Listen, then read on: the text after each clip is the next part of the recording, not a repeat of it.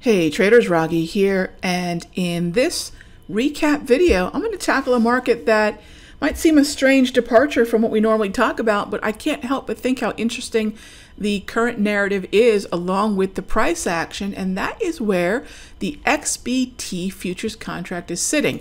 Now, everything that we're hearing right now about the cryptoverse is that things are very bad, things are very weak, and no argument there. This is definitely a market that has suffered in terms of a significant downtrend through the latter part of 2017 and throughout 2018. But if you'll notice, there's a zone, and you can see I've labeled it here as the bottom picker zone, or where the hodlers step in. And you'll notice that between about 6,000 and 6,100, there's an interesting set of lows that sit down here.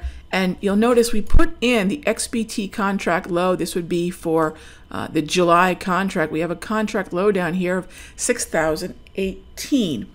And that area above 6,000 continues to be where, if we're going to see traders step in and find a narrative, find a reason to buy Bitcoin, this might be it. And this is the XBT one coin futures contract. Now, there is more open interest and activity, although not by much, in the XBT as opposed to the 5 coin BTC, which because of the size is a little bit more cost prohibitive. But you'll notice the same action is happening on the BTC. So taking a look at the XBT contract, you'll notice there's a small Darvis that has formed down near the bottom. I like the fact that we do have Darvis support right around that 6,100 area. You'll notice our current low most recently was 59.65. So, you know, again, between about 6,000 and 6,100, a 100-point zone, which is actually not a wide zone at all when you consider the typical price movement range for Bitcoin. So I know this graph might be something different than what you're used to seeing, but notice that there is a pretty much just an average by hour of day of about 100 to 150 points. This is not an unusual amount of points for Bitcoin to be trading from about 2 a.m. to 2 p.m. Eastern. And then day to day, the typical price movement range is much, much higher. You're looking at a lower end of about 500 and the upper end of about 1,400 for this particular market. So when I say that we have a $100 range, that is extremely narrow. That's more like a 1 hour price movement range. And as long as we can hold support here at what really now is kind of a double bottom, if we can hold support here, this would be an excellent place to start thinking about how and when you might look to trade Bitcoin. Now, the intraday time frames are tradable. They're not super liquid, but they are tradable. And so if you want to go intraday, I would recommend potentially a 60-minute time frame. And one of the things that I like seeing on the 60, I think we're seeing it on the 120 as well, is a sort of stabilization, as you can see here, along 6,000 to 6,100.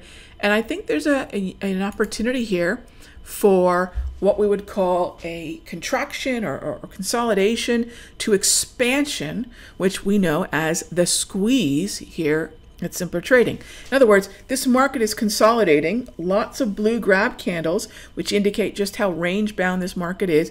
And then we're looking for the market to expand out of this. Well, I have directional bias, which is bullish because I think we're bouncing along a floor. So I feel the path of least resistance, if the floor holds, may not be up, but I think if the market can continue to be supported, we would see a bounce. And that bounce, or the momentum that the bounce could trigger, could most clearly be seen by an expansion or a squeeze firing off as the market escapes this narrow range we're seeing on the 30. So whether or not you're interested in Bitcoin, I think where we sit is fascinating. You can see how the futures contract is giving you not just a longer term place with a very narrow stop, because I would put my stop just below the range lows of the contract, or as a day trader of Bitcoin, which you would require 66% margin of the 4 p.m. close and the Gemini exchange. That's how the margin is determined. So 66% of conceivably about $6,100. And that's where you can play this as an intraday trade and look to perhaps see follow through of 100 to 150 points.